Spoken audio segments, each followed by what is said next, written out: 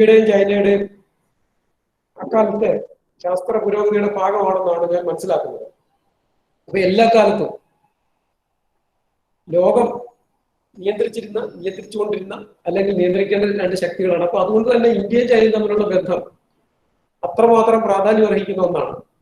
വളരെ അയൽ രാജ്യങ്ങളായ രണ്ട് രാജ്യങ്ങളുടെ ശത്രുതയോ സ്നേഹവും മാത്രമല്ല, ലോകത്തെ നിയന്ത്രിക്കുന്ന, ലോകക്രമം നിശ്ചയിക്കുന്ന ഒരു ബന്ധമാണ് ഇന്ത്യ ചൈന ബന്ധം എന്ന് പറയുന്നത്. അപ്പൊ അതുകൊണ്ട് തന്നെ ഇത് വളരെയധികം പ്രാധാന്യമുള്ള ഒരു വിഷയമാണെന്നുള്ള കാര്യത്തിൽ യാതൊരു സംശയവുമില്ല.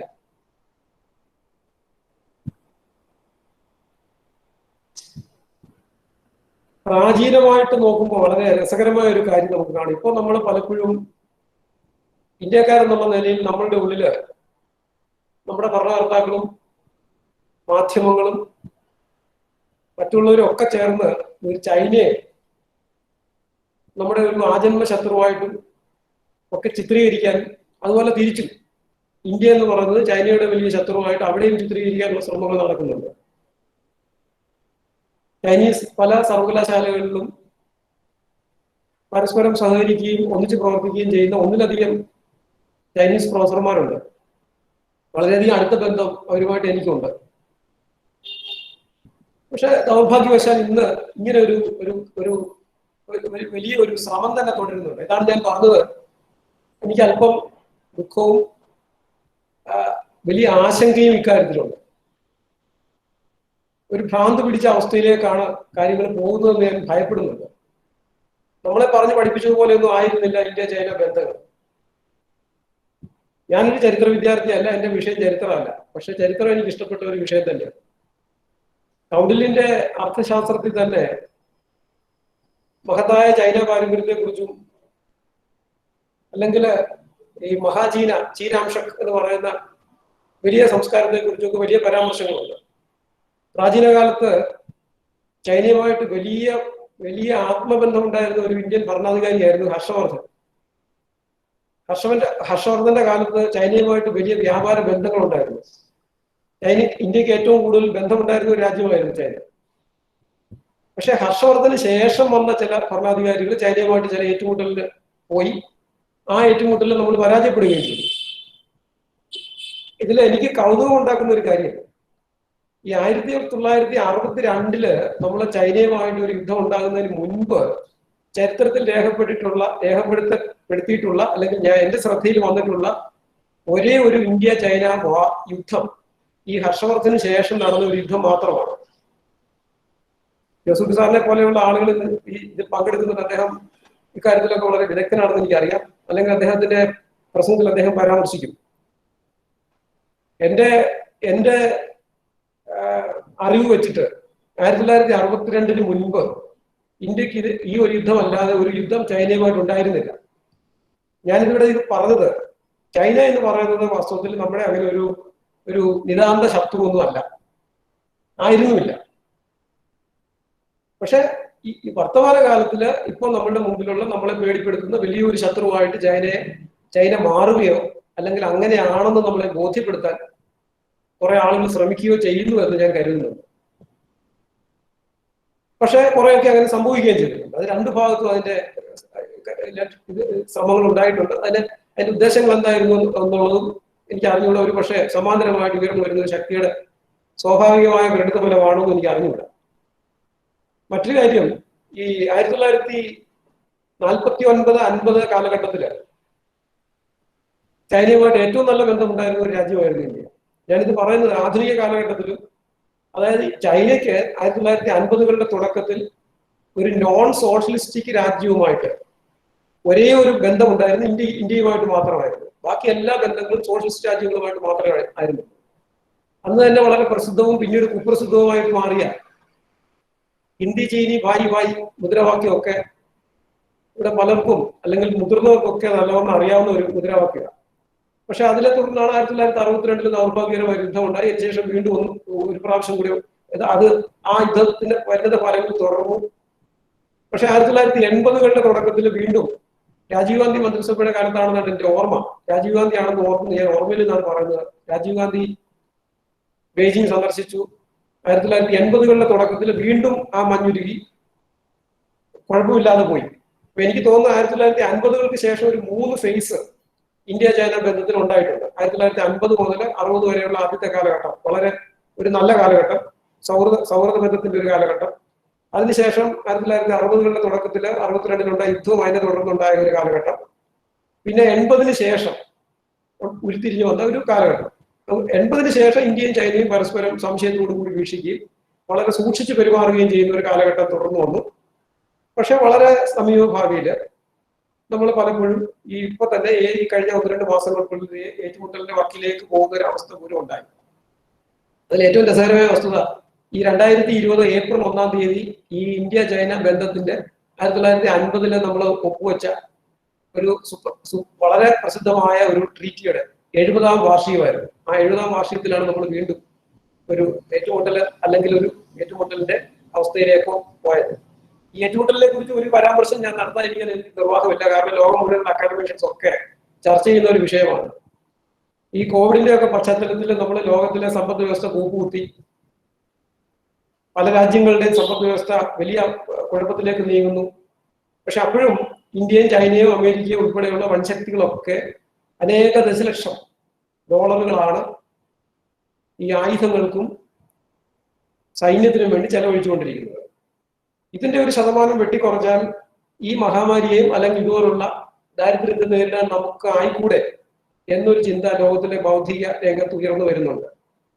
ഇതിനെ പ്രതിരോധിക്കുന്നതിന് തന്നെ ലോകത്തിലെ വൻശക്തികളൊക്കെ തന്നെ ഒരുതരം ഫേക്ക് ഏറ്റുമുട്ടലിന്റെ വക്കിലേക്ക് കാര്യങ്ങൾ നീക്കുന്നുണ്ട് എന്നുള്ളൊരു ചിന്ത ലോകത്തിലെ അക്കാഡമിഷ്യൻസിന്റെ ഇടയിലുണ്ട്. ഞാൻ അതുകൂടെ ഈ സമയത്ത് പങ്കുവെക്കുക. കാരണം ഏപ്രിൽ ആദ്യം ഈ ഇന്ത്യ ചൈന ഏറ്റുമുട്ടലിന്റെ വക്കിലേക്ക് പോയപ്പോൾ പലരും ഇതിനെക്കുറിച്ചൊക്കെ സൂചിപ്പിക്കും. ഇതൊക്കെ ഇപ്പോൾ പരസ്യമായിട്ടൊക്കെ പറയുന്നത് പലപ്പോഴും രാജ്യദ്രോഹമാകുമെന്ന് ഞാൻ നേരത്തെ പറഞ്ഞതുപോലെ ഭയമുണ്ട്.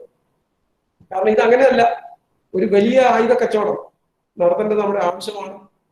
കാരണം നമ്മളുടെ മുമ്പിൽ തന്നെ വലിയൊരു ശത്രുവായി പിളർന്ന് നമ്മളെ വിഴുങ്ങാനായിട്ട് നിൽക്കുന്നു എന്നൊരു തോന്നലുണ്ടാക്കുമെങ്കിലല്ലേ നമുക്ക് 40,000 കോടി രൂപയുടെ ആയുധങ്ങൾ വാങ്ങിക്കാൻ സാധിക്കുകയുള്ളൂ.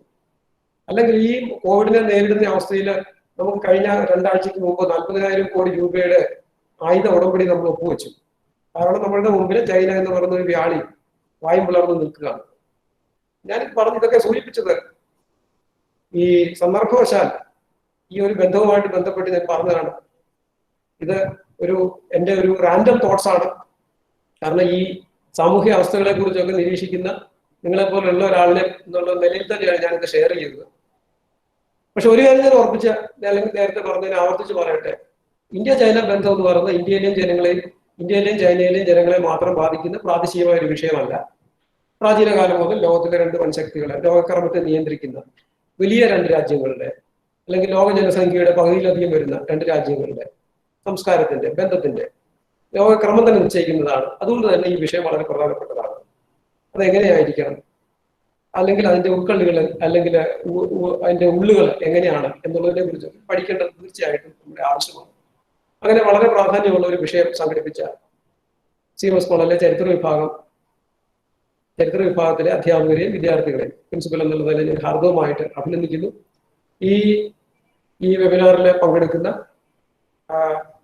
ഈ വിദഗ്ധ പ്രഭാഷണം നടത്തുന്ന ഏറ്റവും പ്രിയപ്പെട്ട ബഹുമാനമുള്ള ജോസൂട്ടി സാറിന്റെ CMS കോളേജിന്റെ ഈ ചടങ്ങിലേക്ക് പ്രിൻസിപ്പൽ എന്ന നിലയിൽ ഞാൻ വിനയത്തോടെ ഹാർദവമായിട്ട് സ്വാഗതം ചെയ്യുന്നു.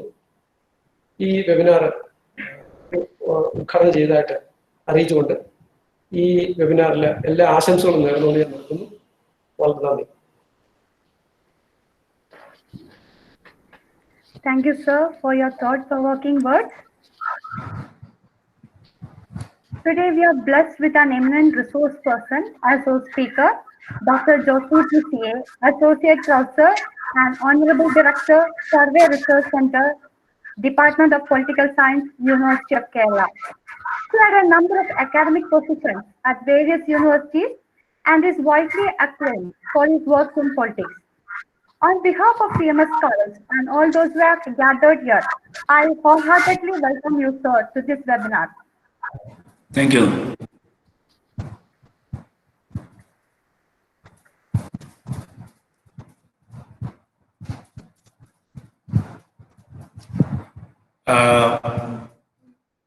Am I audible?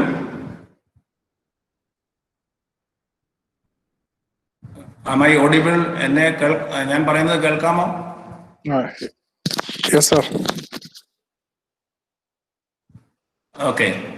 So let me first of all thank the Department of History, CMS College, and the principal of the college for inviting me to deliver this lecture, which is, as he has already pointed out, very significant, not only for our country and people, but also for the entire world.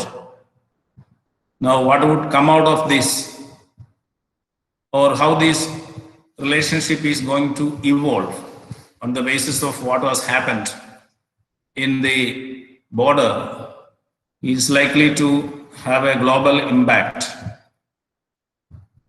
And that is why I think this topic is of great importance.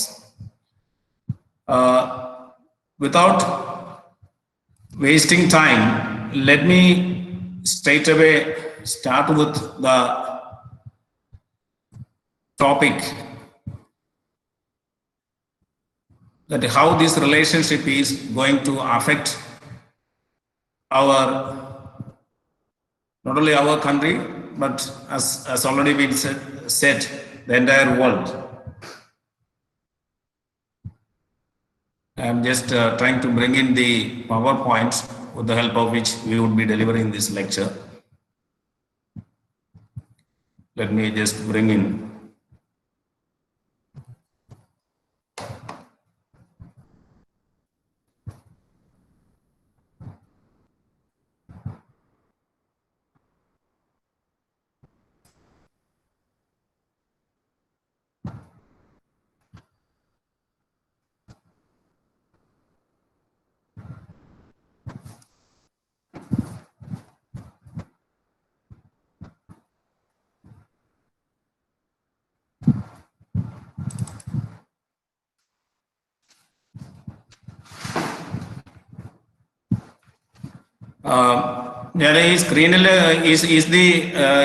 Is it on screen, the PowerPoint? Hello? Yes, sir. Yes, sir. On screen? Yes, sir. Yes. Visible, Okay. sir. Visible. Okay, so as is already suggested, let me straight away go into the topic, for the reason that here also it is likely to rain. So if we do not have electricity connection, we will really have a trouble in conducting the program. So let me go straight into the topic. So I have structured this topic this way: a brief introduction. Then I will just have a look at the major issues in our relationship. And then of the major issues, as we all know, the most significant issue is the border dispute. And we will be dealing with that from a historical perspective. And then, of course, we will refer to the present crisis and why this crisis has just erupted now, and what are the future scenarios and how it is likely to evolve, a kind of evaluation. So that is what I would like to, that is the way I would like to present it. Now, the first of all, a basic question that is asked about Indo-China relationship is that, as our principal has already pointed out, are these two countries enemies? Are they not really culturally related to ancient civilizations who had a wonderful relationship? Practically no kind of fights or wars for the 5,000 years, except two minor incidents, which could seldom be called a war. So the basic question that is asked between India and China is, can two tigers share a mountain?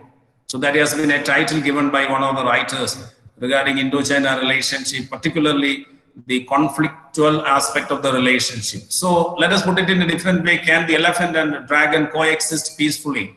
Is the most significant question that the world is being asked now.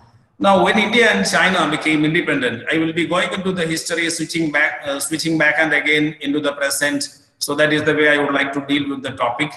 So in the 1940s, late 40s and 50s, see, when India and China became independent, India in 1947 and China, People's Republic of China, became People's Republic of China in 1949.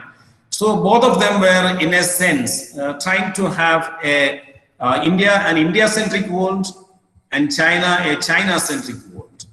And this was one of the major issues that they faced in terms of who is the big one, civilizationally and culturally. So when Jawaharlal Nehru visited China in 1954, he met Mao.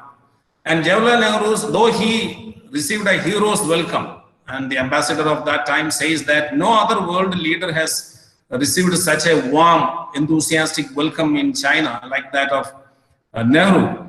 But one of Nehru's complaint, a kind of perception was that Chairman Mao was acting like a kind of superior leader and treating India like a tributary, a vassal state.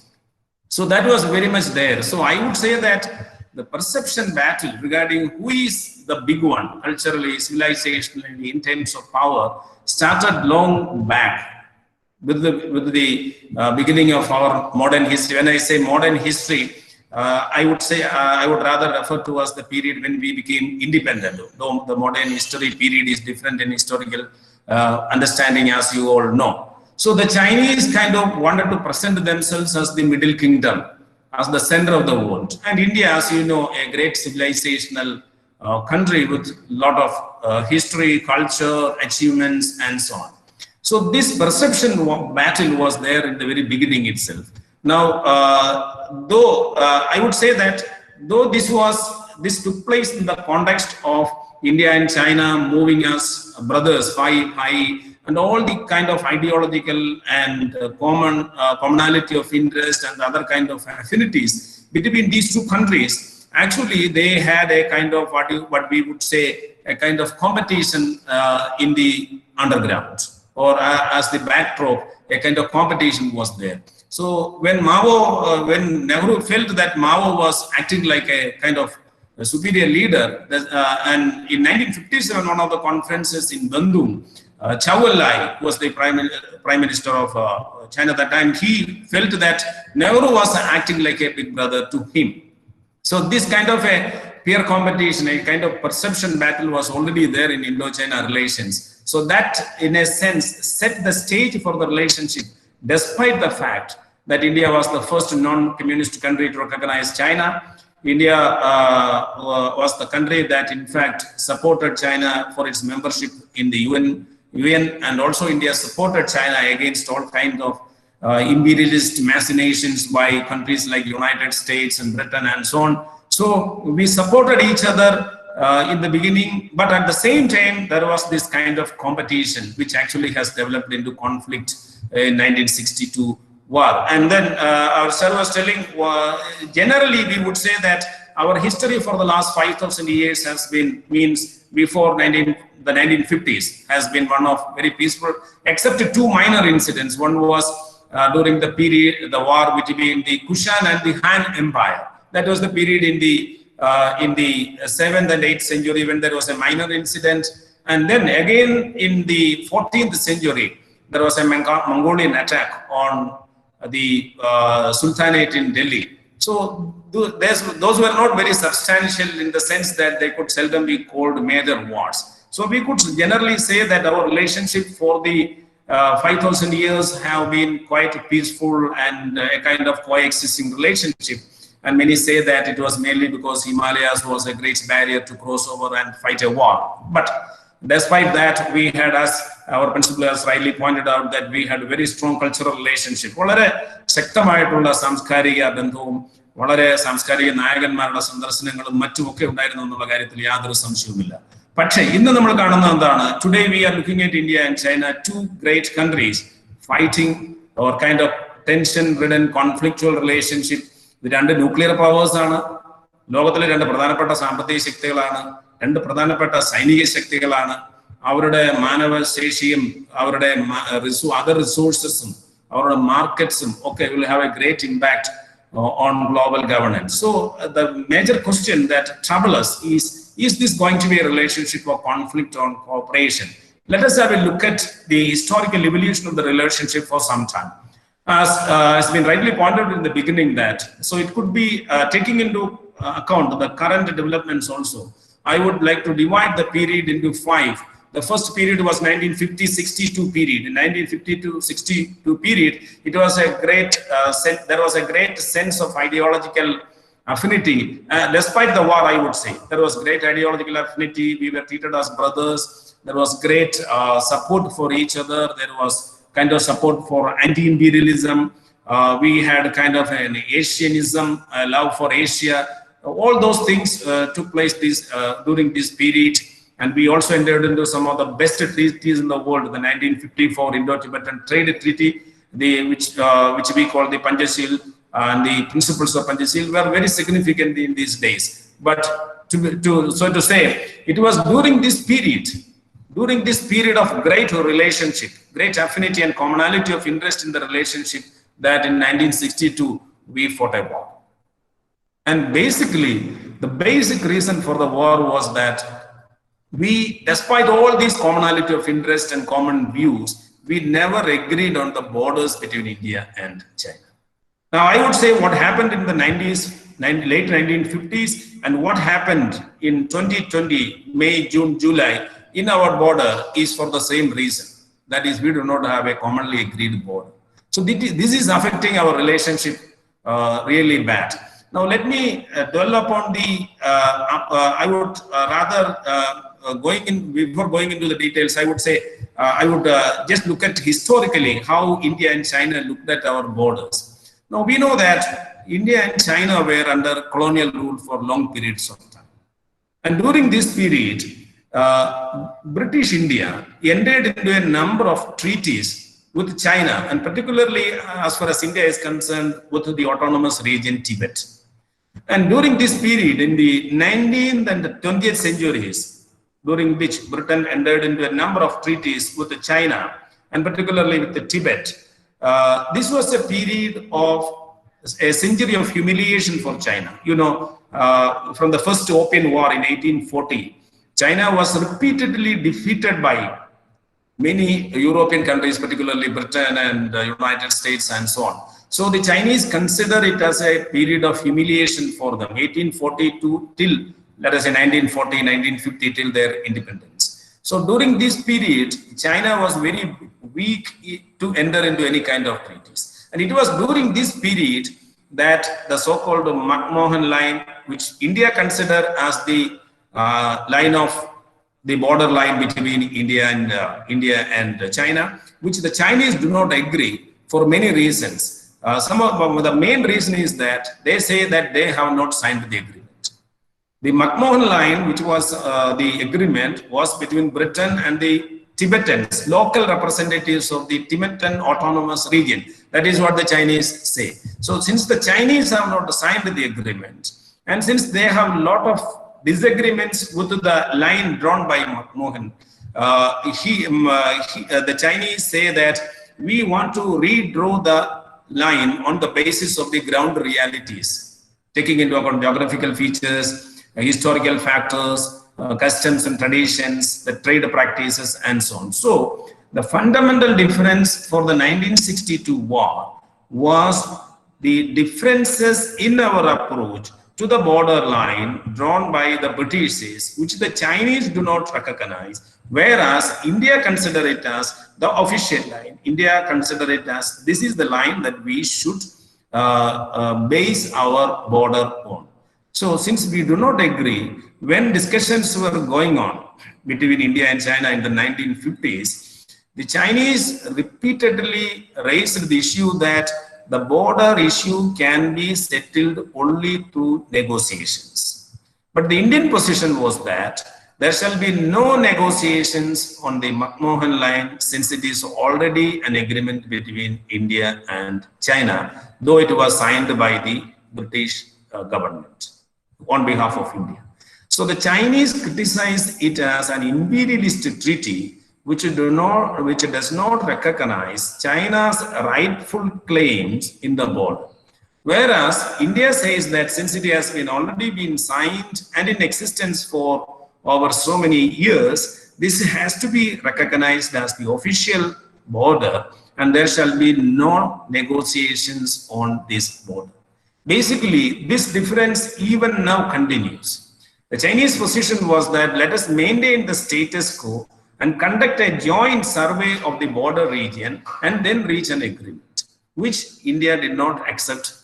Because India was of the opinion that already a survey has been conducted during the British rule, and so that has to be accepted. This is how practically we could not agree on the border line. And since according to the Chinese there was no border, only the line of actual control. Some people say that there is not even the line of actual control, there is the line of ceasefire only. There is no control. The control changes every now and then. Recently the control has changed, particularly in the Finger Mountain ranges near the lake. So that is the approach. So there is a considerable and fundamental difference in our approach to the border, which is the core issue. And this actually dominated, though the 1950-60 period was a period of peaceful coexistence, which ultimately resulted in a war, which we cannot call it a period of peace, rather it resulted in a war, but basically because of this. And I would be coming back to some of the details later. Now, the second phase in our relationship was from 1962 to 1976. It was a period of security dilemma for India. And during this period, it was a Cold War period, and between India and China, and across the world there was between Soviet Union and the United States. But however, the China war in 1962 actually changed our approach to security. So before that, the Nehruvian idea was that let us have a relationship based on cooperation. So Nehru said defense was the best cooperation. So he wanted to have a friendly relationship with the neighbors. And when India became independent, our idea was that, our thinking was that there is no major threat to India. The argument was that Pakistan is not a match for India. And then China, of course, was a friendly country and there won't be any attack on us. And Krishna Menon, who was the foreign minister, the defense minister, who had a considerable influence on Nehru, was of the opinion that communist China would never attack India. So that was the feeling, and so we never strengthened our defense. Our defense was not given much attention in the first decade. But after the 1962 war, India completely changed our approach to defense and began to develop our defense. We began to change our nuclear policy. And then, of course, that was the period when there was a kind of nexus axis, the China-Pak axis developed. In fact, the China-Pak axis developed in the 1950s itself, because in the Bandung conference in 1955, when Nehru, Chawalai and other Afro-Asian countries participated in the Asian Relations Conference. See, one thing was that there was a kind of understanding between Pakistan and China then itself. There are records to say that. So this is how the relationship kind of developed into a Cold War, because there wasn't, though diplomatic relationship was not cut off, practically there was no relationship. Now this situation changed only in the 1998 when Rajiv Gandhi visited and the normalization of relationship took place, and then a kind of rapprochement started, and then the improvement in the relationship started in the 1990s. So 1976-98 is considered as the period of normalization of relationship. I don't want to go into details because we have only limited time. And then since 1998 to 2020, that is the followed by the India's nuclear explosion, second nuclear explosion, in which India blamed that China is India's major threat. Thereafter, the relationship was one of great caution, uncertainty, competition. Though there was economic cooperation between the two, there was a kind of cautious approach. It was very clear that we do not trust each other. In international relations, nobody trusts another country. No country trusts the other, any other country. But the level of trust, the trust deficit was so evident in our relationship. And from 1998 to 2000, uncertainty is there. And then, in the Modi era in Indo-China relationship. So that was a period of relationship which suddenly spiraled down to a kind of border conflict. And then we can say that this is a kind of watershed moment in India's Indo-China relationship, that is 2020 June. So it is going to be a kind of really uncertain, indeterminate relationship in India-China relationship. So if you look at the course of the relationship from 1950 to how we fought wars, and thereafter there were so many border skirmishes. If you look at the border, there are around 400 border small issues or skirmishes in the border every year taking place between India and China. Now, let me first of all in the next section deal with some of the major issues in our relationship. When we talk about the major issues in our relationship, as is already said, the number one issue, the core issue on which, according to India, all other issues depend is the border dispute. There is no agreed border. Then, of course, there was the question of Tibet and Dalai Lama.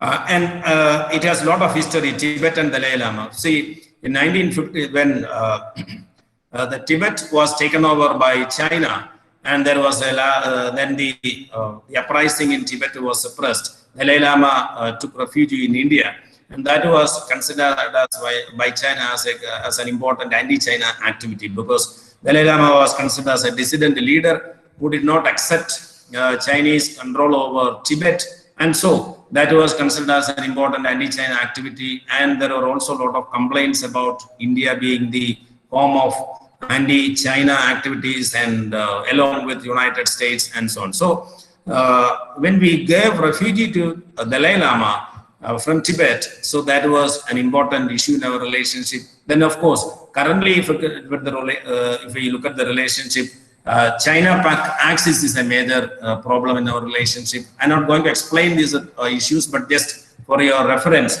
then India's growing relationship with the United States is a major issue. And some people say that the border clash was just to show that whether India ally with the United States or not, India is not a match for China. It was just to convey that message that the border conflict happened. Kind of argument is also there. Then China is in a big way encircling India. And then, of course, there are economic issues between the two countries where we have a huge trade imbalance with China is affecting our relationship. Then China's mega project to realize China's dream, the Belt and Road Initiative by China, which is an economic program with political undertones, is affecting our relationship.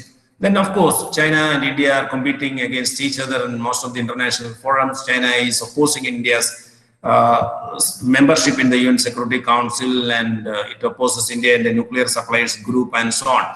So what I would like to tell you is that these are major issues where we are in the opposite front for good or bad. Now, as I said at the beginning, all these differences have developed our relationship into a perception battle. And this perception battle is actually fought in the border in a big way than anywhere else. And now, I am not talking about other issues. I would be focusing on the border issue, how border is the border dispute, its historical dimension, and how that has developed into a conflict between India and China and continues to avoid a solution. It is very elusive. See, China has, in fact, am I audible? Is it okay? Hello? Is it okay? Hello? Is it okay? Yes, sir. Yes, sir. Okay.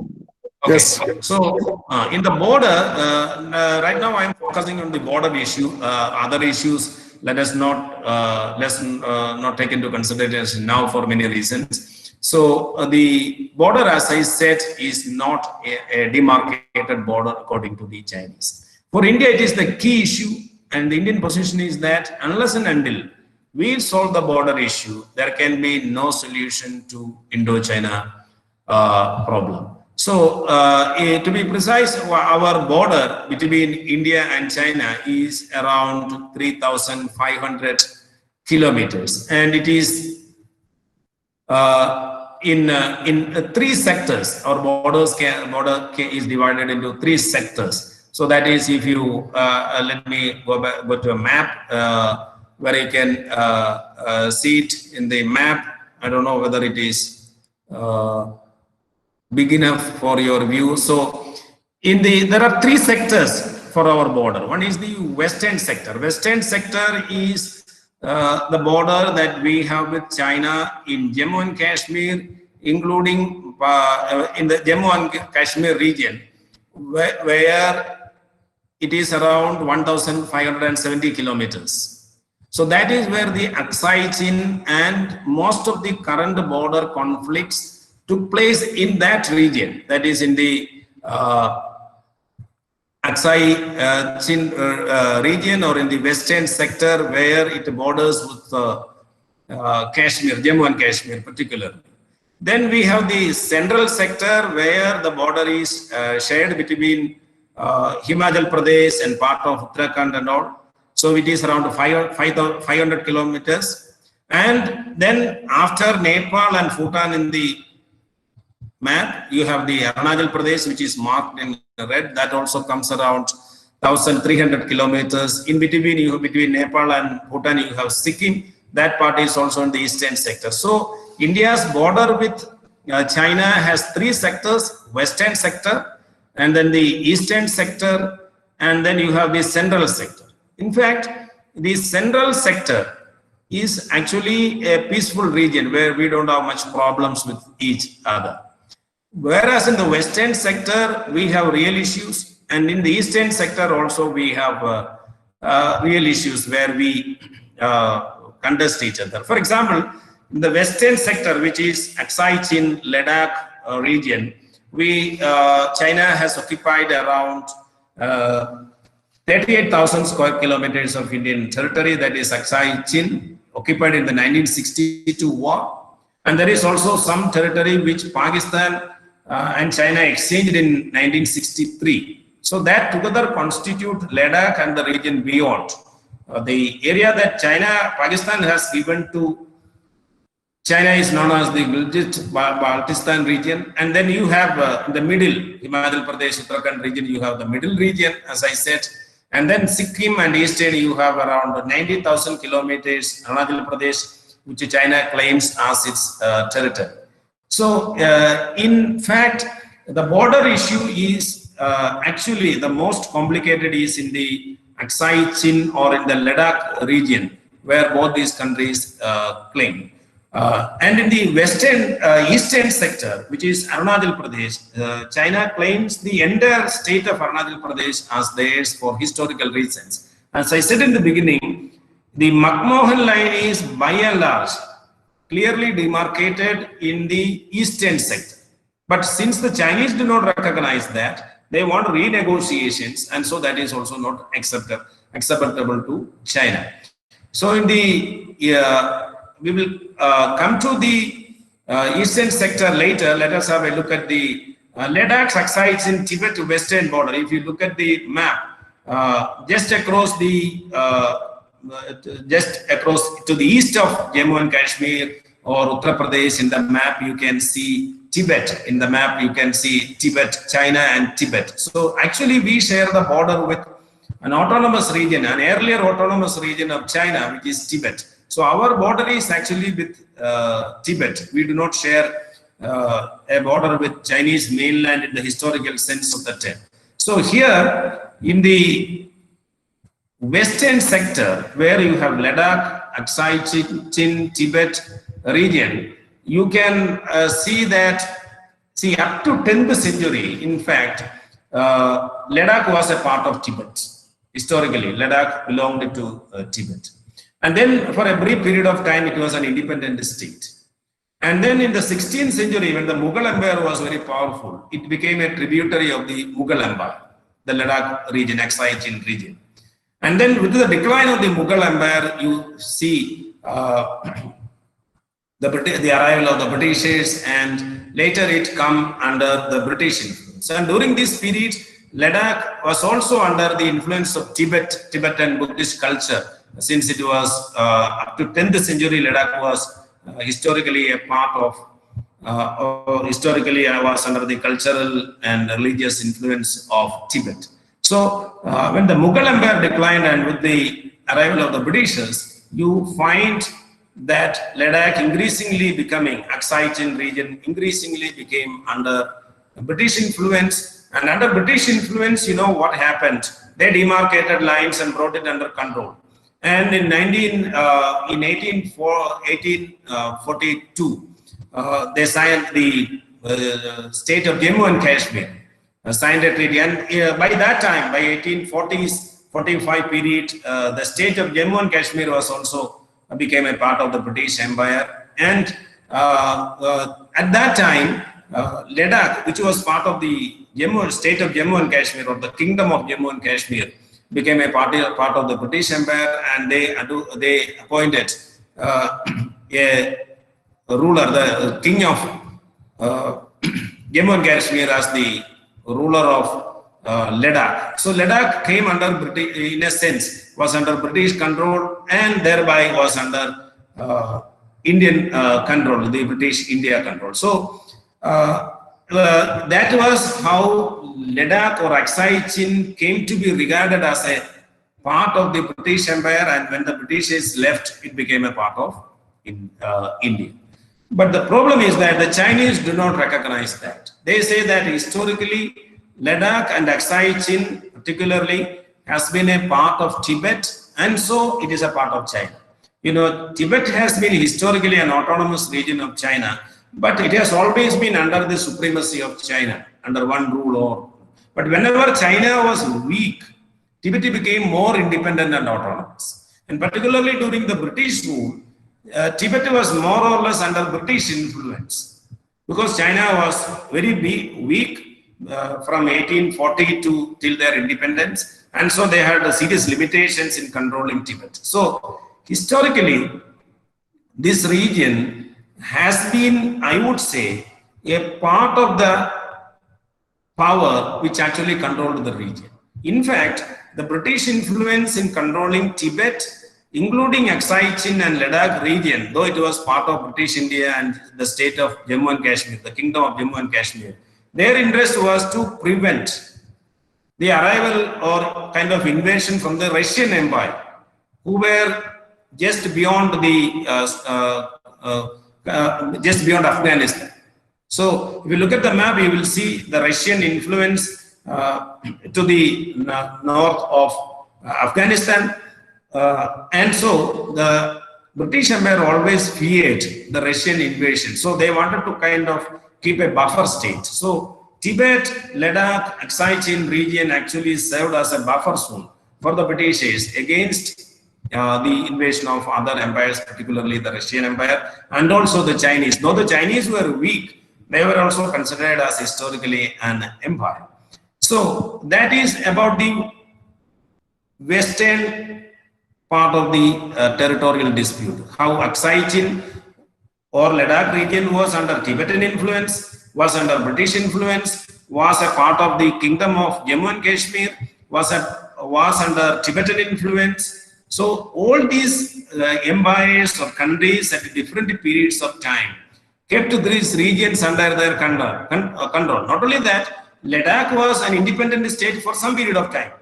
It was under Mughal rule. So whoever had power and control usually controlled these regions is these Aksai Chin or this mountainous region, which is actually barren land. The Aksai Chin region is actually known as desert of white stones and a field of killing winds. You cannot survive there. It is inhospitable and you cannot live there. So that region was under the influence of the powerful countries at different points of time. Similar was the case with countries like if you come to the eastern sector of Indo-China border, the story of the McMahon line already I have narrated, how they do not recognize, the Chinese do not recognize it because China was not officially represented. Only local representatives of Tibet was part of the McMahon line treaty of 1914. Now, in the case of, in the eastern sector, there are 4 important states historically. One was Nepal, Bhutan, Sikkim, and Arunachal Pradesh. Arunachal Pradesh is a current name. Earlier it was Tawang. Tawang in the sense that as far as Tibet is concerned, Tibetan Buddhists are concerned, next to Lhasa, the Tibetans' second most important spiritual center is in Tawang, which is in Arunachal Pradesh. So the Tawang or Arunachal Pradesh, or a major part of Arunachal Pradesh, is historically, it has been a part of Tibet. But the Britishers, in fact, Lord Curzon, he wanted all these states, Nepal, Bhutan and Sikkim, which were at different periods of time independent. But with the arrival of the Britishers, they were all British protectorates, particularly Nepal, Bhutan, Sikkim. And in Tawang, regarding Tawang, part of the 1914 agreement, Tawang was also became a part of India, or that began to be administered. And in 1950, India actually, Indian forces entered and practically joined that with India. അങ്ങനെ ഈ രാജ്യങ്ങള് എല്ലാം ഓരോ ഘട്ടങ്ങളിൽ eastern സെക്ടറിലുള്ള Nepal ആണെങ്കിലും ഭൂട്ടാൻ ആണെങ്കിലും സിക്കിം, അരുണാചൽ പ്രദേശിലെ തവാങ് പ്രത്യേകിച്ചും ഓരോ കാലഘട്ടങ്ങളിൽ ആർക്കായിരുന്നു ആ പ്രദേശത്ത് സ്വാധീനം ഉണ്ടായിരുന്നത്. കുറെ കാലം ഒരു ചൈനയുടെ ഇൻഫ്ലുവൻസിലായിരുന്നു, ബ്രിട്ടീഷുകാർ വന്നപ്പോൾ അവരുടെ ഇൻഫ്ലുവൻസിലായിരുന്നു. ലോർഡ് കർസൺ പർട്ടിക്കുലർലി ഇവരെ എല്ലാം ഒരു ബഫർ സ്റ്റേറ്റ് ആയിട്ട്, ഒരു ചെയിൻ ഓഫ് പ്രൊട്ടക്ടറേറ്റ് ആയിട്ടാണ് കണ്ടത്. അതായത് ബ്രിട്ടീഷ് എംപയറിനെ പ്രൊട്ടക്ട് ചെയ്ത് നിർത്തുന്ന ഒരു ചെയിൻ ആയിട്ടാണ് ഈ രാജ്യങ്ങളെല്ലാം പല ഘട്ടങ്ങളിൽ, അതായത് പ്രത്യേകിച്ചും 19ാം നൂറ്റാണ്ടിൽ ചൈന വളരെ ദുർബലമായിരുന്ന സമയത്ത് ആ രാജ്യങ്ങളുമായി ചേർന്ന് ചൈനയുമായി ഉണ്ടാക്കിയ കരാറുകളുടെ ഭാഗമായി ഇവരെ എല്ലാം തന്നെ ഇന്ത്യയുടെ, അതായത് ബ്രിട്ടീഷ് ഇന്ത്യയുടെ സ്വാധീനത്തിൽ അല്ലെങ്കിൽ ബ്രിട്ടീഷ് ഇന്ത്യയുടെ പ്രൊട്ടക്ടറേറ്റുകളായിട്ട് കൊണ്ടുവരികയാണ് ചെയ്തത്. എന്നിട്ടാണ് മക്മോഹൻ ലൈൻ ബ്രിട്ടൻ ഉണ്ടാക്കിയെടുക്കുന്നത്. അപ്പം അങ്ങനെ ഉണ്ടാക്കിയെടുത്ത ട്രീറ്റിയെ ബ്രിട്ടൻ അംഗീകരിക്കുന്നില്ല എന്നതാണ് പ്രധാനപ്പെട്ട പ്രശ്നം. അപ്പൊ സിക്കിം തന്നെ ഇന്ത്യയുടെ ഭാഗമായി ചേർന്നിട്ട് 10-50 വർഷമേ ആയിട്ടുള്ളൂ. കാരണം അതിനു മുമ്പ് സിക്കിം ഒരു ഇൻഡിപെൻഡന്റ് രാജ്യമായിരുന്നു. അത് ചില കാലങ്ങളിൽ ടിബറ്റിന്റെ കീഴിലായിരുന്നു, ചില കാലങ്ങളിൽ സ്വന്തമായി നിന്നു. ബ്രിട്ടൻ വന്നപ്പോൾ പൂർണ്ണമായും ബ്രിട്ടന്റെ അധീനതയിലേക്ക് ഒരു പ്രൊട്ടക്ടറേറ്റ് ആയിട്ട് മാറി. പിന്നെ ഇന്ത്യയോടൊപ്പം അത് ചേരുകയാണ് ചെയ്തത് 1970s. അതുപോലെയാണ് നേപ്പാൾ ഒരു സ്വതന്ത്ര രാജ്യമായിരുന്നു, പക്ഷെ ചിലപ്പോൾ അവർ ചൈനയുടെ കീഴിലായിരുന്നു, ചൈനയുടെ ട്രിബ്യൂട്ടറി ആയിരുന്നു ചില ഘട്ടങ്ങളിൽ. എന്നാൽ പിന്നീട് അത് മറ്റു ചില ഘട്ടങ്ങളിൽ ബ്രിട്ടീഷ് ഇന്ത്യയുടെ സ്വാധീനത്തിലും സ്വാതന്ത്ര്യത്തിന് ശേഷം ഇന്ത്യയുടെ പരിപൂർണമായ സ്വാധീനത്തിലും അത് വന്നു. അതിന് ഇപ്പോൾ മാറ്റങ്ങൾ ഉണ്ടെങ്കിലും. ഭൂട്ടാന്റെ കാര്യം അതുപോലെ തന്നെയാണ്. ഭൂട്ടാനും സ്വതന്ത്ര രാജ്യമായിരുന്നു, കുറെ സമയങ്ങളിൽ അത് ടിബറ്റിന്റെ സ്വാധീനത്തിലുണ്ടായിരുന്നു. പക്ഷെ സ്വാതന്ത്ര്യം പ്രാപിച്ചതിന് ശേഷം അത് പൂർണ്ണമായി ഇന്ത്യയോടൊപ്പം ചേർന്ന് നിൽക്കുന്ന ഒരു സ്റ്റേറ്റ് ആയിട്ടാണ് കാണുന്നത്. പക്ഷെ ഈ രാജ്യങ്ങളുമായിട്ടെല്ലാം ഉണ്ടാക്കിയിരിക്കുന്ന ട്രീറ്റിയുടെ അടിസ്ഥാനത്തിലാണ് മക്മോഹൻ ലൈൻ വരയ്ക്കപ്പെട്ടത്. അങ്ങനെ ഉണ്ടാക്കിയ ട്രീറ്റികളുടെ അടിസ്ഥാനത്തിൽ വരയ്ക്കപ്പെട്ട ലൈനിനെ ചൈന അംഗീകരിക്കുന്നില്ല എന്നുള്ളതാണ് പ്രധാന പ്രശ്നവും ബോർഡർ ഇഷ്യൂവിന്റെ അടിസ്ഥാന പ്രശ്നവുമായിട്ട് നമുക്ക് കാണാവുന്നത്.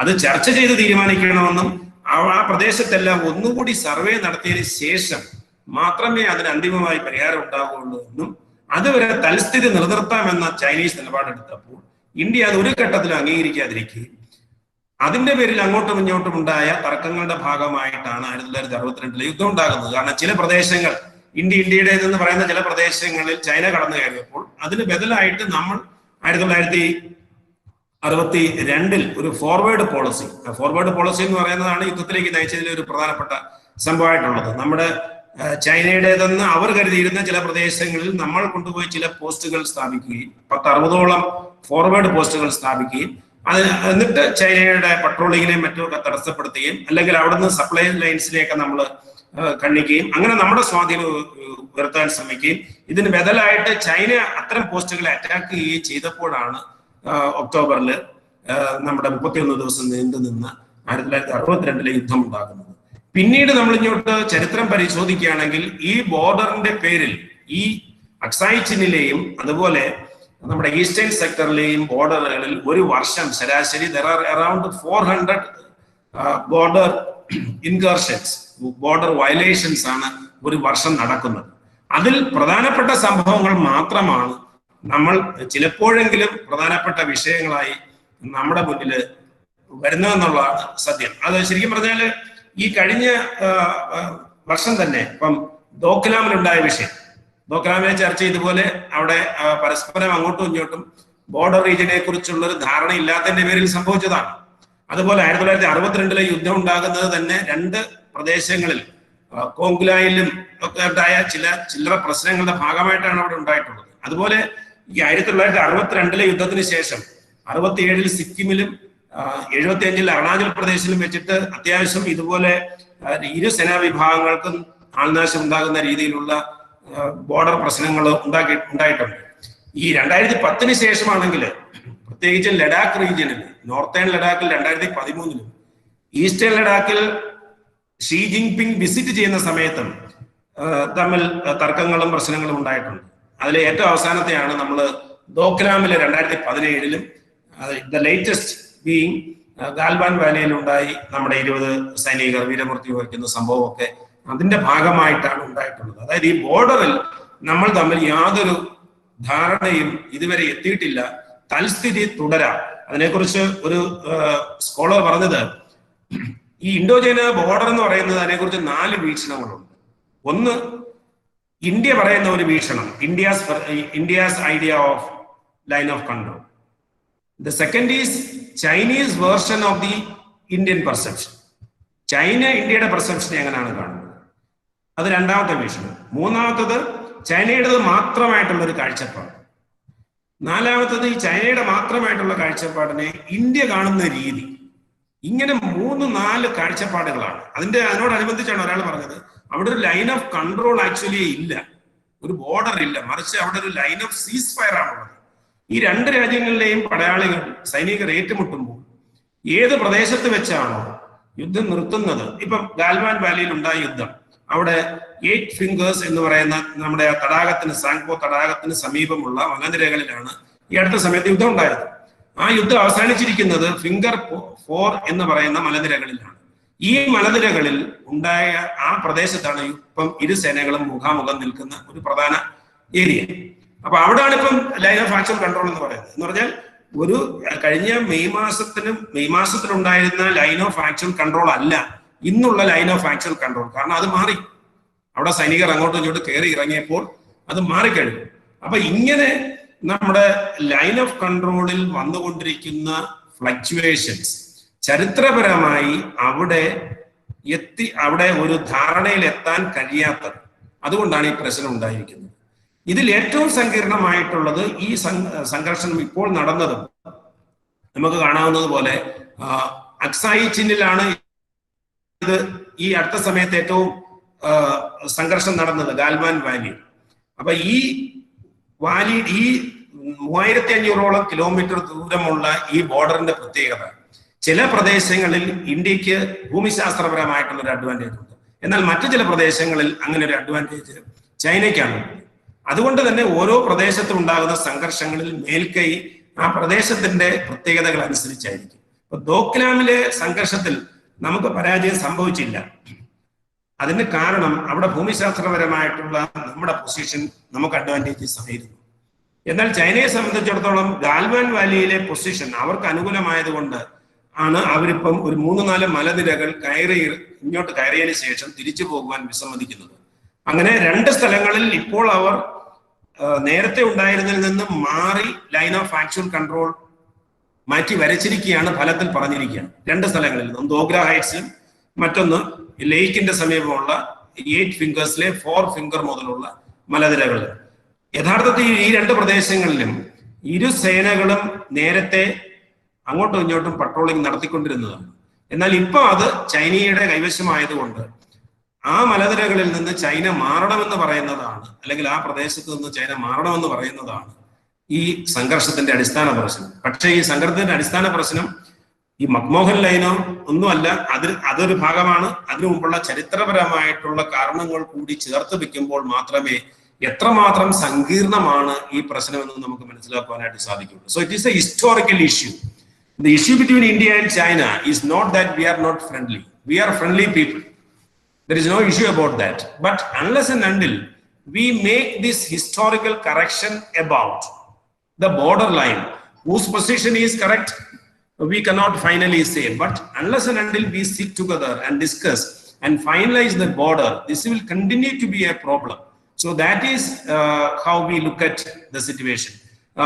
Now I think this explains the reason for why there is frequent border clashes between India and China, because they have no border. Whoever controls the region. അതുകൊണ്ടാണ് ഇങ്ങനെ അവിടെ ഒരു പരസ്പര ഇരുകൂട്ടർക്കും എഗ്രിയബിൾ ആയിട്ടുള്ള ഒരു ബോർഡർ ഇല്ലാത്തത് കൊണ്ട് വിവിധ സമയങ്ങളിൽ ഇരു സൈന്യവും അവർക്ക് ഒരു പ്രദേശം പിടിച്ചെടുക്കാൻ കഴിയുമെങ്കിൽ അവരത് ചെയ്യും. ചെയ്തതിനു ശേഷം പിന്നീട് അവിടുന്ന് മാറില്ല. ചൈനയുടെ ഒരു പോളിസി എന്ന് പറഞ്ഞു കഴിഞ്ഞാൽ they 2 steps forward and 1 step backward. അവരൊരു 2 മലനിരകളിലേക്ക് കയറിയാൽ ചർച്ചയുടെ ഭാഗമായിട്ട് ഒരിടത്തുനിന്നേ മാറത്തുള്ളൂ. അപ്പൊ അങ്ങനെ ഉള്ള ഒരു രീതിയാണ് നമ്മുടെ ബോർഡറിൽ അങ്ങോളം ഇങ്ങോളം നടക്കുന്നത്. ചൈന അതിന് ചരിത്രപരമായിട്ടുള്ള കാര്യങ്ങൾ മുന്നോട്ട് വയ്ക്കുമ്പോൾ ഇന്ത്യ പറയുന്നത് ബ്രിട്ടീഷ് ഇന്ത്യയുടെ ഭാഗമായി ഏതൊക്കെ പ്രദേശങ്ങൾ ഇന്ത്യക്ക് ഉണ്ടായിരുന്നോ അതെല്ലാം ഇന്ത്യയുടെ ഭാഗമാണ് എന്നുള്ള വാദമാണ് നമ്മൾ മുന്നോട്ട് വയ്ക്കുന്നത്. ഇത് ഇങ്ങനെ പരിഹരിക്കാതെ കിടക്കുന്നത് കൊണ്ടാണ് ഈ പ്രശ്നങ്ങളൊക്കെ നിലനിൽക്കുന്നത്. ഇതാണ് ഇതിന്റെ ചരിത്രപരമായിട്ട്. അപ്പൊ ചരിത്രപരമായിട്ടുള്ള ഈ വിഷയത്തെ നമ്മൾ പരിഹരിക്കാതെ അത് ആരുടെ ഭാഗത്ത് ശരിയാണ് തെറ്റ് എന്നുള്ളത് രണ്ട്. ചരിത്രം ഭൂമിശാസ്ത്രത്തെയും രാഷ്ട്രങ്ങളെയും എങ്ങനെ നിർവചിക്കുന്നു എന്നുള്ളൊരു വലിയ പ്രശ്നമാണ് ഇവിടെ ഉള്ളത്. പിന്നെ ഈ അടുത്ത സമയത്ത് എന്തുകൊണ്ട് ഇങ്ങനെയൊരു വിഷയം ഉണ്ടായി എന്ന് ചോദിച്ചാൽ അതിന്റെ ഏറ്റവും മൂലകാരണമായി നമുക്ക് പറയാവുന്നത് ചരിത്രപരമായി പരിഹരിക്കപ്പെടാതെ കിടക്കുന്ന ഈ അതിർത്തി വിഷയം തന്നെയാണ്. അതിന് മറ്റു പല കാരണങ്ങളായ ചൈനയിലെ ആഭ്യന്തര പ്രശ്നങ്ങൾ കാരണമായി കണക്കാക്കുന്നുണ്ട്. ചൈനയാണ് ഇന്ത്യയേക്കാൾ വലിയ ശക്തി എന്ന് കാണിക്കുവാൻ വേണ്ടിയിട്ട് ചൈന എടുത്തൊരു നടപടിയായിട്ട് ഇതിനെ വീക്ഷിക്കുന്നവരുണ്ട്. അതുപോലെ തന്നെ നമ്മളും ചൈനയും തമ്മിലുള്ള power asymmetry, there is a big gap between India and China. So Chinese are in a position to dictate terms in the border. ആ ഒരു പശ്ചാത്തലമുണ്ട് ഇതിന്. മറ്റൊരു പ്രധാനപ്പെട്ട കാരണമായിട്ട് പറയുന്നത്, ഇത് ഇപ്പോഴും പ്രശ്നമായി വരുവാനുള്ള കാരണമായി പറയുന്നത്, നമ്മൾ ജമ്മു ആൻഡ് കാശ്മീരിൽ നടത്തിയ ഒരു ഭരണപരിഷ്കാരത്തിന്റെ ഭാഗമായി ലഡാക്കിനെ ഒരു കേന്ദ്രഭരണ പ്രദേശമാക്കി മാറ്റുകയും അക്സായ് ചിൻ ഇന്ത്യയുടെ ഭാഗമാണെന്ന് ഇന്ത്യയുടെ ആഭ്യന്തരമന്ത്രി 2019 ഓഗസ്റ്റിൽ നമ്മുടെ പാർലമെന്റിൽ പറയുകയും ചെയ്തപ്പോൾ ചൈന അതൊരു വലിയ ഗൗരവ വിഷയമായി എടുത്തുകൊണ്ട് പറഞ്ഞു, ഇനി മുതൽ ജമ്മു ആൻഡ് കാശ്മീർ എന്ന് പറയുന്നത് ഇന്ത്യയും പാകിസ്ഥാനും തമ്മിലുള്ള ഒരു പ്രശ്നമല്ല, മറിച്ച് അതിൽ ചൈനയും കൂടെ പങ്കാളിയാണ്.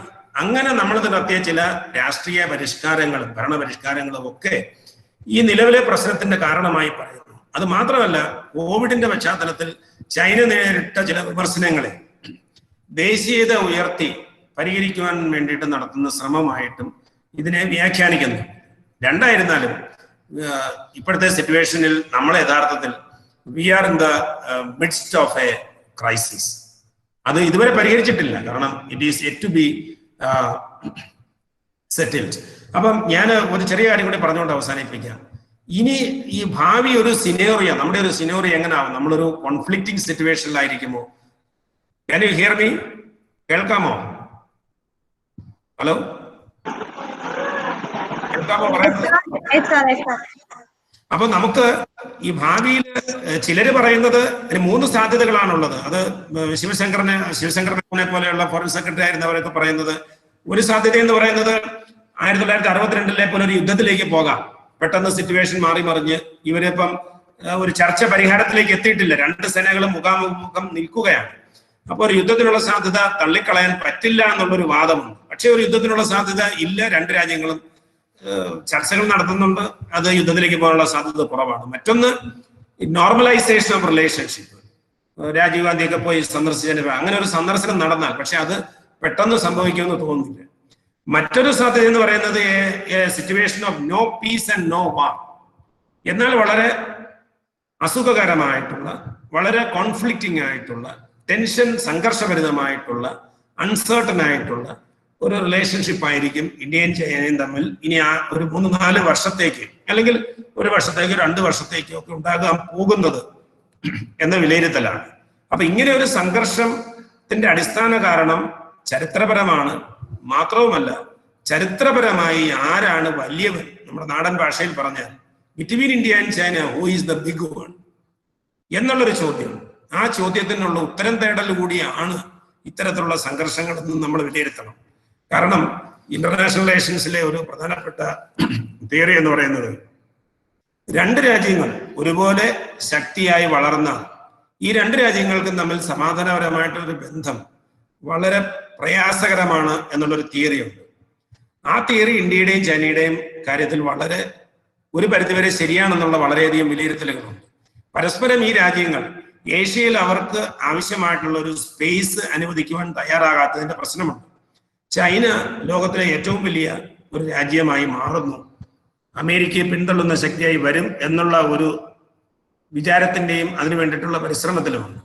അപ്പൊ അതിന് ബദലായി അമേരിക്ക ചൈനയെ തടഞ്ഞു നിർത്താൻ ശ്രമിക്കുന്നത് ഇന്ത്യയുടെ പിന്തുണയോടുകൂടിയാണ്. അപ്പൊ ഈ ബോർഡർ കോൺഫ്ലിക്റ്റ് എന്ന് പറയുന്നത് ചൈന ഒരു വലിയ മെസ്സേജ് കൊടുക്കുന്നതായിട്ടാണ് ചില വിലയിരുത്തലുകൾ പറയുന്നത്. അതായത് സ്വന്തമായി ഇന്ത്യയുടെ ഭൂമി സംരക്ഷിക്കാൻ പറ്റാത്ത ഇന്ത്യ എങ്ങനെയാണ് ഇന്ത്യയുടെ അയൽപക്കത്തുള്ള അല്ലെങ്കിൽ ഇന്ത്യയോടൊപ്പം പങ്കുചേരാൻ ആഗ്രഹിക്കുന്ന മറ്റു രാജ്യങ്ങളുടെ ഭൂമി സംരക്ഷിക്കുക. So it is a message to the United States, it is a message to the entire world that China is the number 1 power in the world and they are on an expansionist agenda. അപ്പൊ അങ്ങനെയുള്ള ഒരു കാഴ്ചപ്പാട് ഇതിന്റെ ഭാഗമായിട്ട് ഉണ്ട്. പക്ഷേ ഇതെല്ലാം പറയുമ്പോഴും ഒരു കാര്യം നമുക്ക് ഉറപ്പിച്ച് പറയാനായിട്ട് സാധിക്കും, ഈ പ്രശ്നം ചരിത്രപരമായി നൂറ്റാണ്ടുകൾക്ക് അപ്പുറം, ഞാൻ പറഞ്ഞില്ലേ 10ാം നൂറ്റാണ്ടിലെ ക്ലെയിം വരെ ഇതിന്റെ ഭാഗമായിട്ട്, ടിബറ്റിന്റെ ഭാഗമായി നമ്മുടെ അക്സായി ചിഹ്നം ലഡാക്കും ഒക്കെ 10ാം നൂറ്റാണ്ടിൽ ടിബറ്റിന്റെ ഭാഗമായിരുന്നു എന്ന് പറയുന്ന വാദം മുതൽ ബ്രിട്ടീഷുകാർ ഉണ്ടാക്കിയ ഭരണപരിഷ്കാരങ്ങളുടെ ഭാഗമായിട്ടുള്ള കരാറുകൾ, അതിനുശേഷം ഇന്ത്യയും ചൈനയും തമ്മിൽ ബോർഡറിൽ നടത്തിയിട്ടുള്ള സംഘർഷങ്ങൾ, നിരന്തരമായി നടന്നുകൊണ്ടിരിക്കുന്ന സംഘർഷങ്ങൾ, ഇതെല്ലാം കൂടെ ചേർന്ന് സൃഷ്ടിച്ചിട്ടുള്ള വളരെ സങ്കീർണമായിട്ടുള്ള ഒരു പ്രശ്നമാണ് ഇന്ത്യയും ചൈനയും ഇന്ത്യ ചൈന ബന്ധത്തെ ഇന്ന് കാണുന്ന അവസ്ഥയിൽ എത്തിച്ചിരിക്കുന്നത്. ഇനി എപ്രകാരം ഇത് മുന്നോട്ട് പോകുമെന്ന് കൃത്യമായി പറയാൻ പറ്റാത്ത രീതിയിൽ ആക്കി തീർത്തിരിക്കുന്നതും എന്നാണ് ഇതിനെക്കുറിച്ച് എനിക്ക് മൊത്തത്തിൽ പറയുവാനുള്ളത്.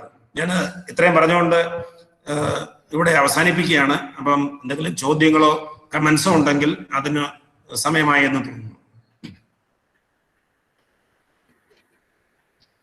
Hello. Hello, sir. Thank you, sir, for your wonderful lecture. And sir, there are several questions in the chat box. Could you please try to reply, sir? Okay, let me check it.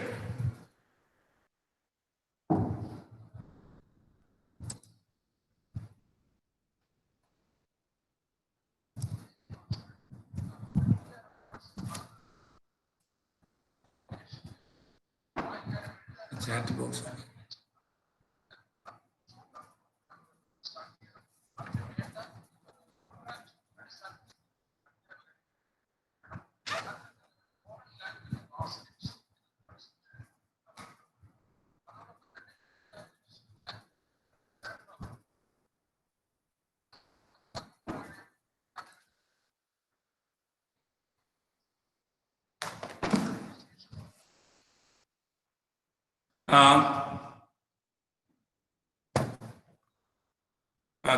Okay, അപ്പം ഞാൻ അതിൽ കാണുന്ന ചോദ്യങ്ങൾ വായിച്ചിട്ട് പറഞ്ഞാൽ പോരെ? Hello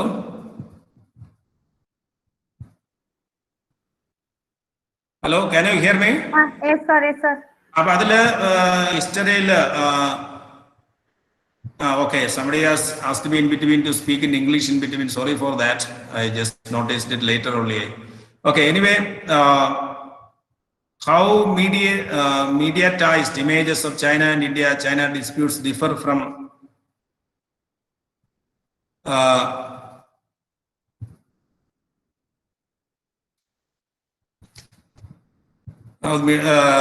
asymmetrical threat perception.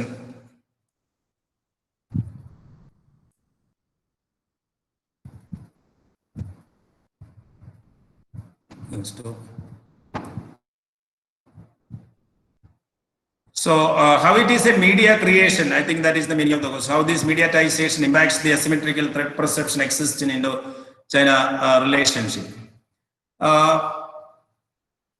In fact, the power asymmetry between India and China is a major issue. It is the power asymmetry, the power advantage in terms of military, in terms of economic advantages that China has over India. You know that Chinese economy is around 5 times larger than that of India.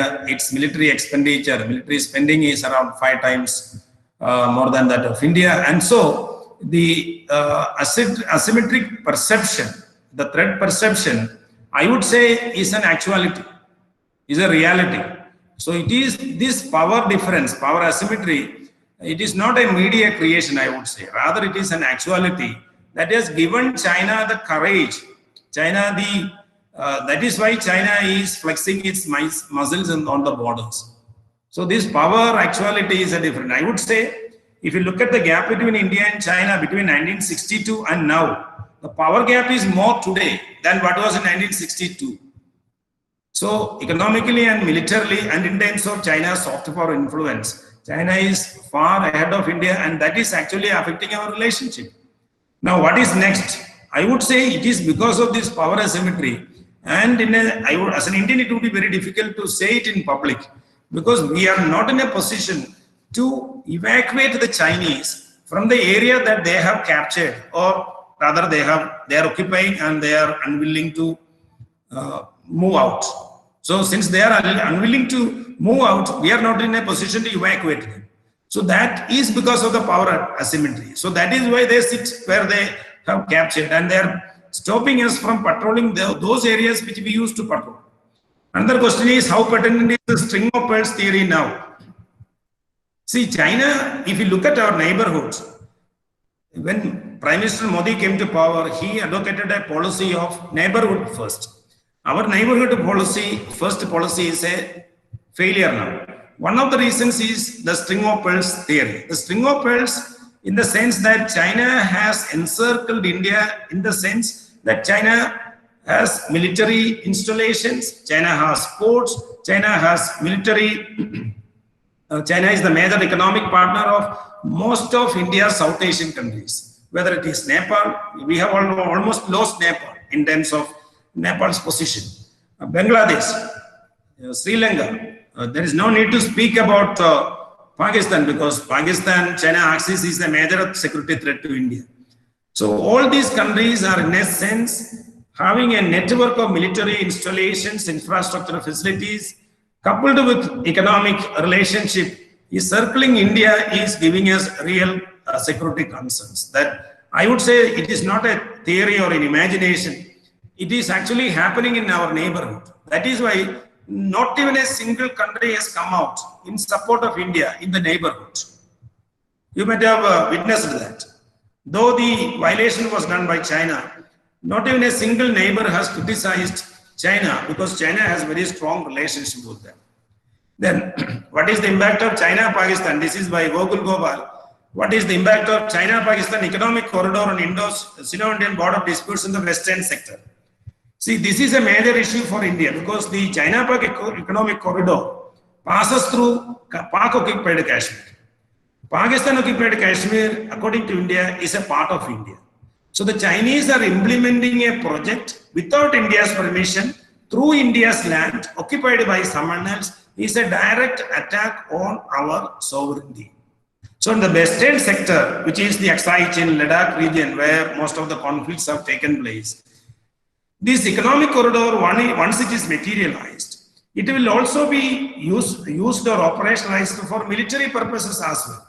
So the realization of the economic corridor and the Karachi port, once it is materialized, it will deepen the relationship, strategic security relationship between China and Pakistan. That will be a real threat with serious implications for us. So that is why India has refused to join the Belt and Road Initiative, in the sense that that is a direct attack, direct nullification of India's sovereignty. There is a question by Kirti Raghunath, who says, what is your opinion that China is using the pandemic situation to expand their territories? Of course, they have used the situation when the whole world is in crisis. Now, if we look at the pandemic situation, except China, most of the countries are fighting the pandemic. The country that has come out of that pandemic is China. Though it has broke out in China, China is the country that is by and large free of this pandemic.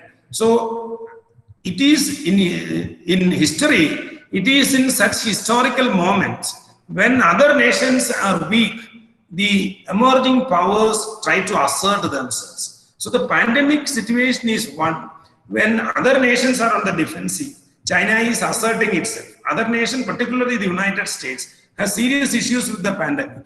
You see, the Chinese have shown that it is a historical moment, like the Second World War, when United States emerged as the power. So that kind of narrative is being there. We do not know how far it is true, but pandemic is a situation that has given China an opportunity to come out as a big power. So they are using that, and they are telling the world whoever our neighbor may be, whether it is Hong Kong, whether it is Taiwan, or whether it is other countries in Southeast Asia, Japan, and South China Sea, like Japan, or Malaysia, or Indonesia, or Philippines, they are ready to fight with all of them at a time.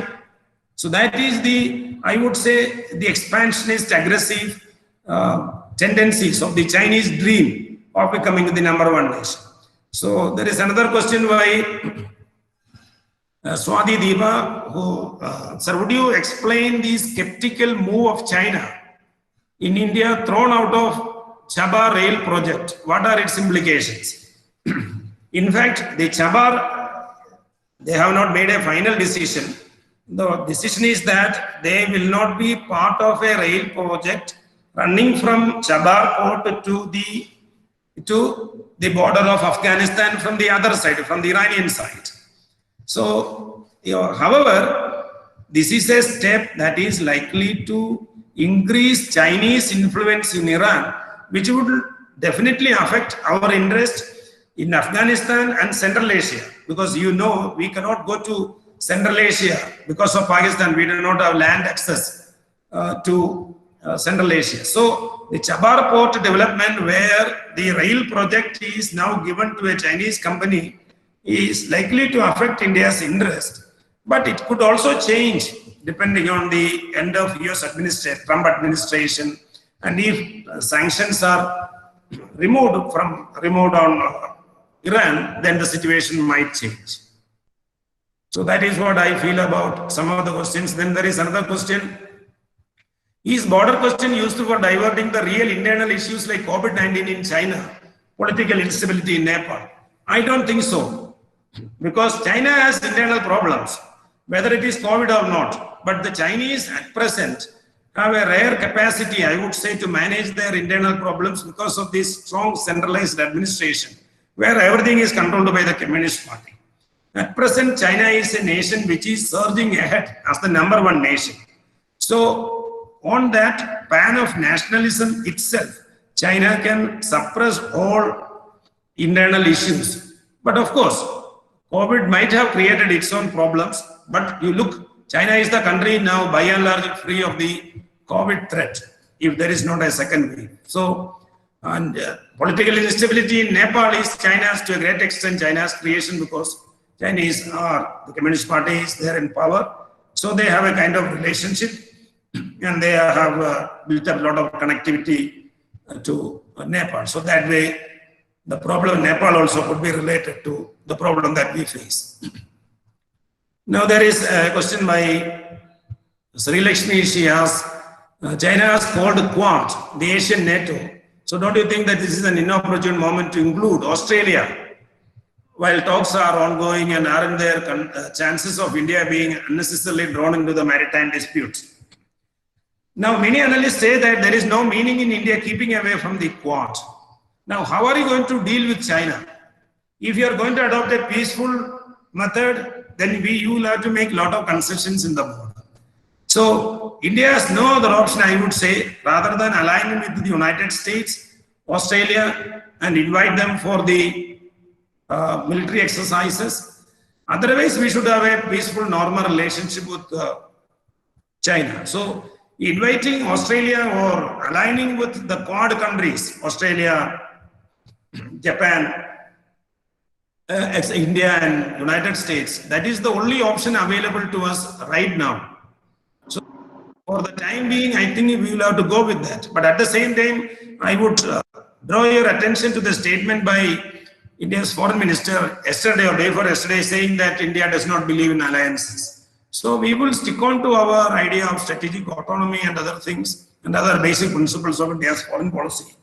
At the same time, we have no other way but to align with other countries to ensure maritime security in the Indian Ocean and in the larger Indo-Pacific.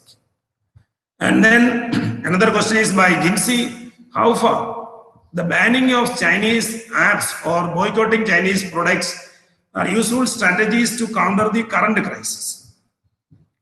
Actually, the economic boycott of China is not a practical idea.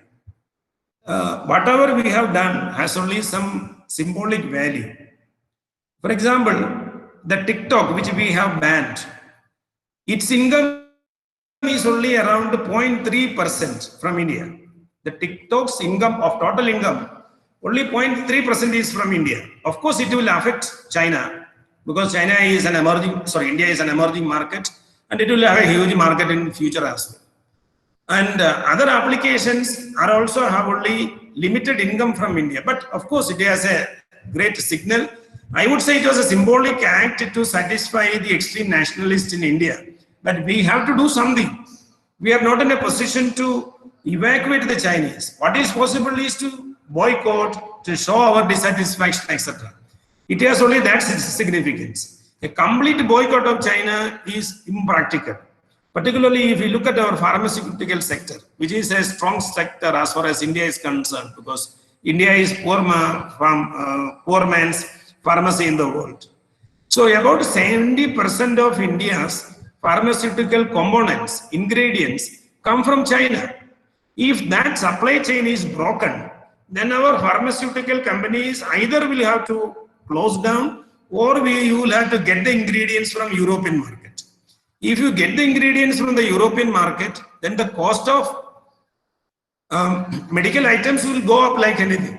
You will not be able to control it. A paracetamol which you can get for 2 rupees will be around 20 rupees, one piece. So one capsule. So that is the situation. So the supply chain is well established, particularly of heavy equipments in power sector, in pharmaceutical, in heavy engines and so on.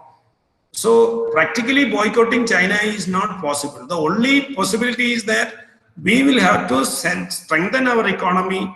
We will have to strengthen our industrial sector, our production units. Then only we will be able to challenge China in the real sense of the term. Otherwise, the economic boycott has only symbolic significance. And of course, there are others who have brought in our nostalgic connections in Karyavattam. Of course, there is a question by Anuja Jayashankar. Looking at the imperialist expansionist ambitions of China, would it not be better to accept the fact that China is our primary threat and not Pakistan? Of course, China is our primary threat. There is no doubt about that, because Pakistan is not a match for us economically or militarily. So that is why they have resorted to other mechanisms of proxy war. But China is a real threat in the sense that they every year salami slice our territory, take a little bit of our territory. And also they are encircling us like no other country. But I would say the real threat is not China or Pakistan individually. They together constitute a major threat, and China would be the big brother of India's threat. So that is a very, I would say, very right observation, and most of our scholars agree that China is the major threat, and our second nuclear explosion was primarily aimed at China.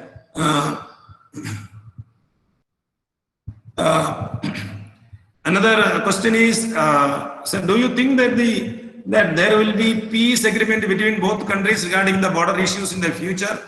Do you think that it is because of Indian and US relations grow that the cause of the border disputes between India? Of course, one reason for China's anger is India getting closer to the United States and India aligning with the United States, particularly in the Indo-Pacific, and raising issues of freedom of seas and so on in the Indo-Pacific. That is number one reason. One of the reasons, I would say. But more than that, the second part of the question is a difficult question to answer. That will there be a resolution of the border? Will we be able to resolve the border issue in the future?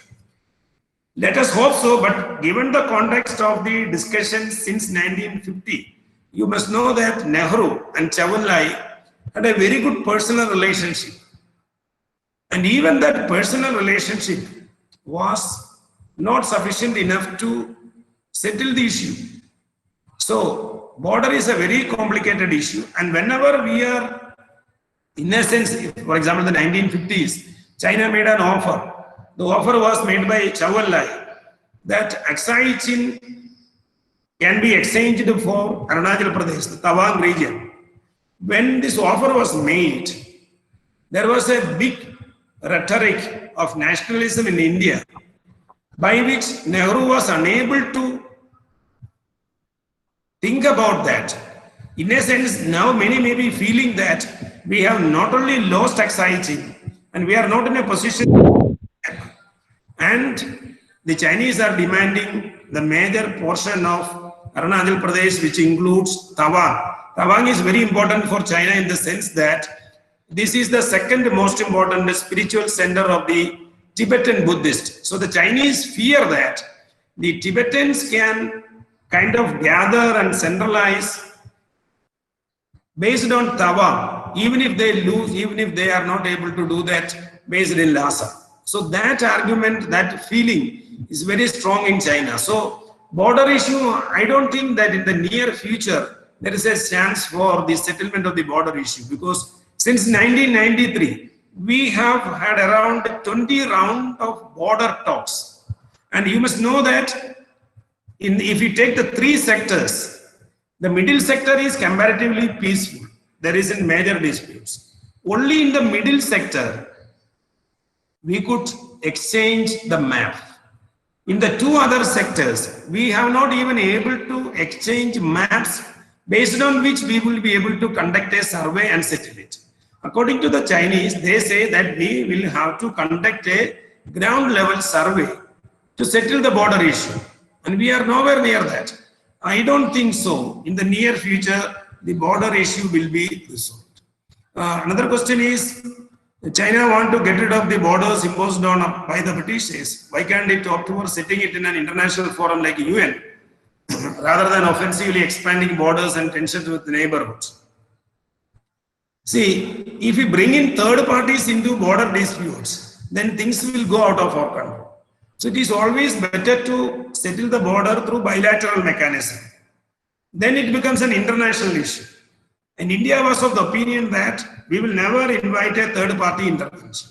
So I don't think that there is any chance that the UN or third parties can address this issue unless and until there is a major issue between India and China that goes out of control. Then, of course, third parties will intervene on their own. Another question is, do you think that the lack of political commitment of the present leadership in terms of national unity when compared to Nehruvian era is responsible for our defeat at the borders? I don't think that it is a question of political commitment. In my opinion, all the political parties in India are politically committed to our country or our national unity.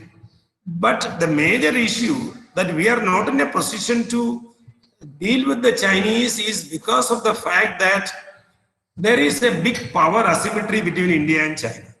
Unless and until that power asymmetry is addressed, we develop as a nation. Or in other words, when the idea of India becomes a successful idea, and when it is able to compete, or it becomes an equal, or to becomes superior to Chinese power only, we will be able to dictate terms, or we will be able to settle the issue on an equal basis. As of now, we are on the defensive because compared to China, we are a smaller, weaker power. So that we need to accept. This territory was finalized when Britain was a superior power to China and Tibet. So a superior power always has an advantage. So that is what the British could gain these territories. Now India is not in a position to possess whatever territory we have is because we are a comparatively weak power. That reality that actuality we must accept. So that is what I feel about it. Why are our government is not accepting that there is Chinese intrusion in India? It is very clear that if they accept, then they will be politically on the defensive. Of course, you must have listened to the statement of the government that we have not lost any of our territory, not even an inch of our territory. But from newspaper reports and other analysis, what we understand is that the Chinese are sitting on some of our mountains, which were no man's land or which were jointly patrolled by India and China earlier. Okay. So I think these are the questions. There are a few more questions. Will India address these issues in global arena? How would India be addressing this? I don't think that India will take this issue to the global arena. We might discuss these issues with other countries in our private talks, but officially, India is not likely to raise this issue, particularly this issue of addressing it at the border level. So that is what I feel about it. We have not done it in the past also. But of course, we would blame China that it was the Chinese who violated it, and then the world community may take their own opinions. Then another question is, would you mind uploading this webinar on YouTube? Okay, that doesn't matter.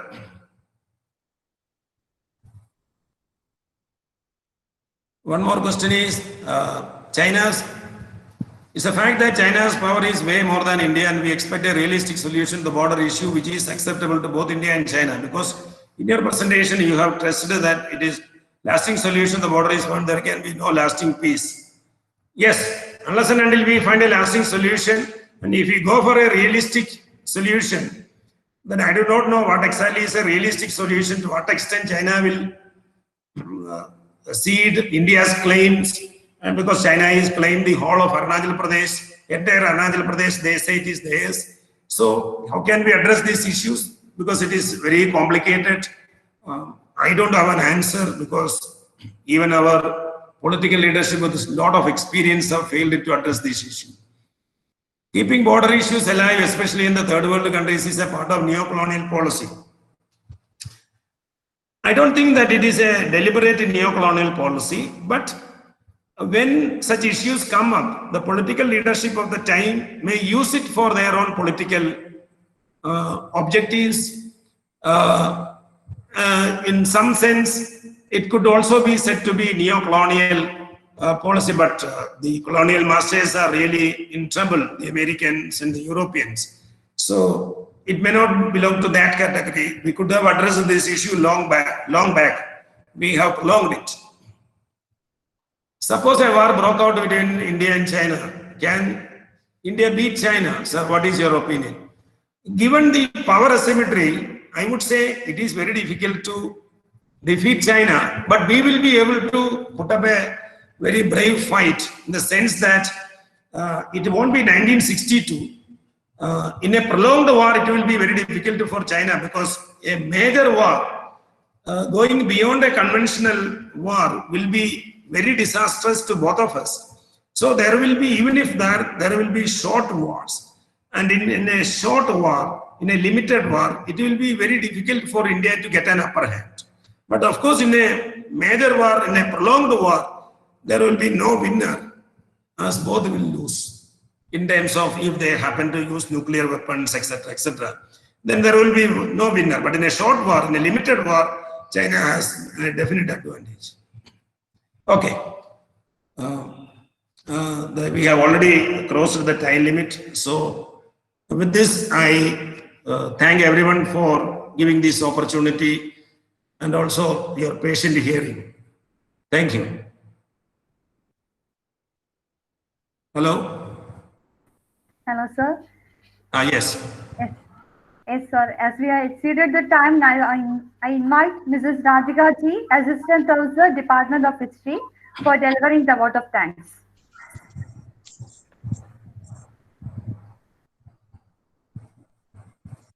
Good evening to all.